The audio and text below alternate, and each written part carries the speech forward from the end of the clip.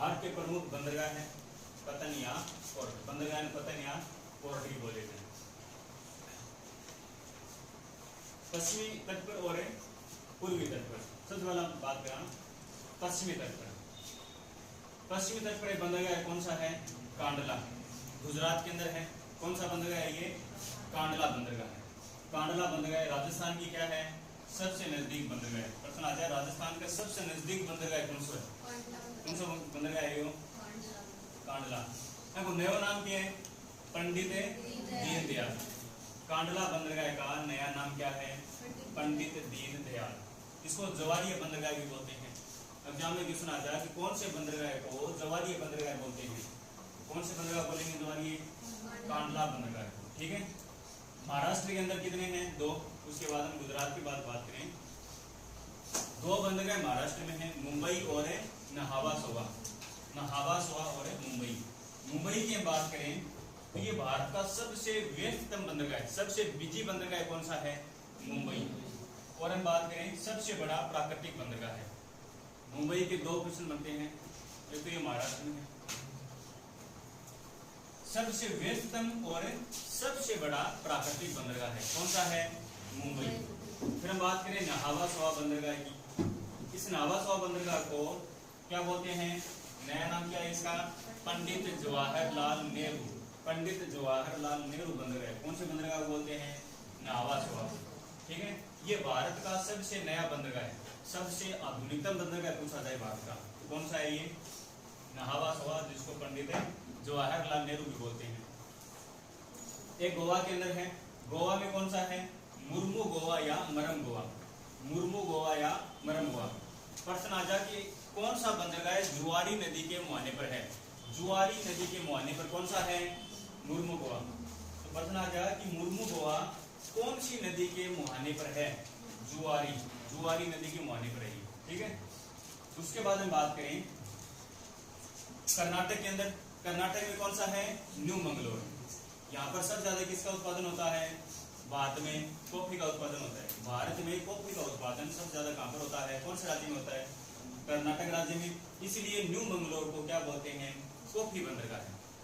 तो भारत में कॉफी बंदरगाह किसको बोलते हैं? न्यू मंगलोर। इंपॉर्टेंट पॉइंट है ये, ध्यान रखना। केरल में बात करें, केरल के अंदर कौन सा है? कोच्चि। कोच्चि कौन से राज्य में है? केरल में है। सबसे ज्यादा मसाले का उत्पादन कौन से राज्य में होता है? केरल में। इसलिए क्या कोच्चि केरल को क्या बोलते हैं? मसाला बंदरगाह है। कोच्चि बंदरगाह है को कौन सा बंदरगाह बोलते हैं?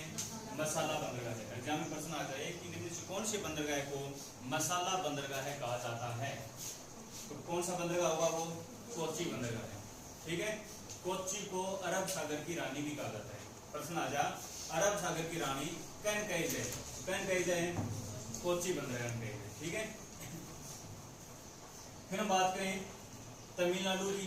तमिलनाडु में 3 बंदरगाह हैं। ये पूर्वी तट पर हैं। ये पश्चिमी तट के थे कोच्चि तक, और पूर्वी तट के कहां तक हैं? एन्नोर तक हैं। तो बात करें तमिलनाडु की। तमिलनाडु में 3 हैं, चेन्नई, टूटिकोरिन और एन्नोर। चेन्नई, टूटिकोरिन और एन्नोर। चेन्नई से तो पता चल जाओ तमिलनाडु की राजधानी की है चेन्नई है। तो तमिलनाडु के लिए इसका part TN, Tamil Nadu. TN, T से क्या हो जाएगा? टूटिकोरिन। टी से तय टूटिकोरिन, N Ennore, N Ennore, T तय टूटिकोरिन। चेन्नई सो तमिलनाडु की राजधानी नहीं। तो 3 बंदरगाह कहां पर है? ये तमिलनाडु के अंदर है। चेन्नई की बात करें, भारत का प्रथम कृत्रिम बंदरगाह है। ठीक है। प्रश्न आ जाए भारत को सबसे पहले कृत्रिम बंदरगाह कौन सा है? कौन सा है? चेन्नई। दूसरा सबसे बड़ा मुंबई के बाद में बात करें, मुंबई के बाद भारत का दूसरा सबसे बड़ा बंदरगाह है कौन सा है? चेन्नई। प्रश्न आ जा बंगाल की खाड़ी को सबसे बड़ा बंदरगाह कौन सा है? तो बंगाल की खाड़ी में सभी और इन सभी में सबसे बड़ा कौन सा है? चेन्नई। चेन्नई बंदरगाह ये बंगाल की खाड़ी का सबसे बड़ा है और वैसे दूसरा सबसे बड़ा है। सबसे बड़ा कौन सा है? मुंबई वाला, ये सबसे बड़ा है। ठीक है। और बंगाल की खाड़ी का सबसे बड़ा कौन सा है? चेन्नई। और दूसरा सबसे बड़ा कौन सा है? चेन्नई। ठीक है। फिर हम बात करें एनोर, इंपॉर्टेंट है, एनोर बंदरगाह है, बहुत इंपॉर्टेंट है। कौन से बंदरगाह को कामराज बंदरगाह कहा जाता है? कामराज बंदरगाह कौन से बंदरगाह को बोलते हैं? एनोर, एनोर, ठीक है, इसे कामराज बंदरगाह बोलते हैं, ठीक है। और प्रश्न आ जाए कि कौन से बंदरगाह को मिनी रतन का दर्जा प्राप्त है? मिनी रतन का दर्जा कौन से बंदरगाह को प्राप्त है? एनोर बंदरगाह को। कौन से बंदरगाह को मिनी रतन का दर्जा प्राप्त है? तो कौन सा बंदरगाह ऐसा? एनोर बंदरगाह। एक तो इसे कामराज बंदरगाह बोलते हैं और एक इसे मिनी रतन का दर्जा प्राप्त है, एनोर को। एक है विशाखापट्टनम। विशाखापट्टनम कौन से राज्य में है? आंध्र प्रदेश में। आंध्र प्रदेश की बात आ जाए तो कौन सा बंदरगाह है? विशाखापट्टनम। भारत का सबसे गहरा बंदरगाह है।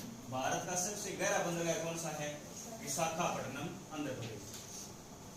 एक है ओडिशा के अंदर, ओडिशा में कौन सा है? पारादीप।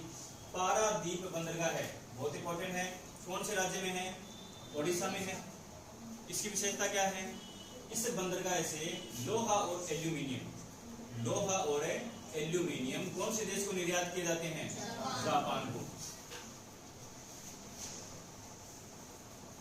भारत के कौन से बंदरगाह से लोहा और एल्यूमिनियम जापान को निर्यात किए जाते हैं? पारादीप। और ये पारादीप बंदरगाह है कौन से राज्य में है? ओडिशा राज्य में। उसके बाद बात करें पश्चिम बंगाल में। दो पश्चिम बंगाल में ध्यान रखने हैं, कौन कौन से हैं? एक तो कोलकाता और दूसरा हल्दिया। हल्दिया और कोलकाता दोनों कौन से राज्य में हैं? पश्चिम बंगाल में। ये बंदरगाह कौन से तट के हो गए? पूर्वी तट के। पूर्वी तट के देखो कोलकाता, हल्दिया, ये दो तो पश्चिम बंगाल में है। पारादीप ओडिशा, विशाखापट्टनम आंध्र प्रदेश, चेन्नई, तूतीकोरिन, एनोर तीनों तमिलनाडु में है। पश्चिमी तट की बात करें, कांडला बंदरगाह जिसे पंडित दीनदयाल, नया नाम क्या है इसका? पंडित दीनदयाल, और इसे ज्वारी बंदरगाह भी बोलते हैं। ये गुजरात के अंदर है। दो महाराष्ट्र में है, मुंबई और नहावासवा। नहावासवा को जवाहरलाल नेहरू बंदरगाह भी बोलते हैं। ये भारत का सबसे नया है, मुंबई वाला है। ये सबसे व्यस्ततम और सबसे बड़ा प्राकृतिक बंदरगाह है। गोवा के अंदर एक है मुर्मू गोवा या मरम गोवा, ये ध्यान रखना है, जुआरी नदी के मुहाने पर है। न्यू मंगलोर कर्नाटक में है। इसे भारत का कॉफी बंदरगाह बोलते हैं। कॉफी का बंदरगाह किसे बोलते हैं? न्यू मंगलोर को। केरल के अंदर कोच्चि बंदरगाह है। कोच्चि बंदरगाह कौन से राज्य में है? केरल में है। इसे मसाला बंदरगाह बोलते हैं और कोच्चि को अरब सागर की रानी कहते हैं। ये है भारत के प्रमुख बंदरगाह, पतन या पोर्ट। बंदरगाह को पतन या पोर्ट भी बोलते हैं, ये ध्यान रखना है।